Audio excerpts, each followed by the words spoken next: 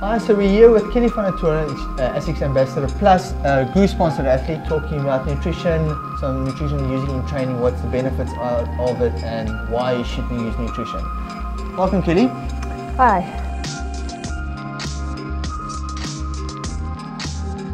Well, for me, hydration is always the basic starting point. If I'm not well hydrated, I can't perform properly in my sessions. So I'll start with hydration leading up to the event. I'll be drinking my GRU before and after training, and I always have bottles with me while I'm training. I tend to stay with the GRU for the training sessions, an electrolyte drink in the hours before if it's a particularly hot day, things like that.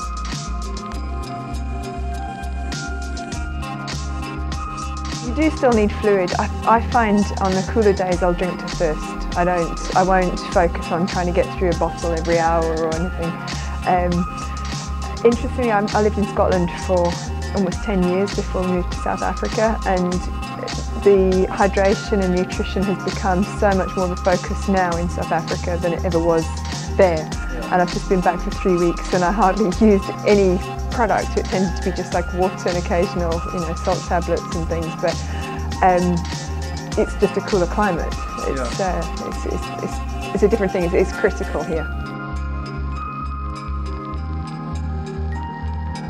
For me, I tend to lose a lot of salt when I'm competing. I notice all my race photos, I'm the one who's covered in white salt marks. White camo. So I will steer towards things like blueberry pomegranate, which has an increased sodium content, which works well for me. Other people maybe need less salt and sodium in their intake while they're competing. So the other option is taking the salt and electrolyte capsules on the day, but I find them quite hard to manage. Yes. I mean, it's different when you're running. I think in a running race, and you've got like pockets and backpacks and things, you've got your hands free, but with biking, it's more of a mission. So this is like my go-to. Electrolyte tablets I use all the time. I use them especially after indoor training. When you've sweated absolute buckets, and it's the fastest way to get my hydration level back up to speed. The Roctane's like rocket fuel when I use it, but it seems to decrease the muscle fatigue and helps to carry energy through the muscles quicker, so that you can continue racing at a high level. When you're training at a low level, it's not quite so critical, but I found quite a difference. It's like a lift, especially with the caffeine boost as well. So for me, I'll use Roctane on shorter but harder race stages.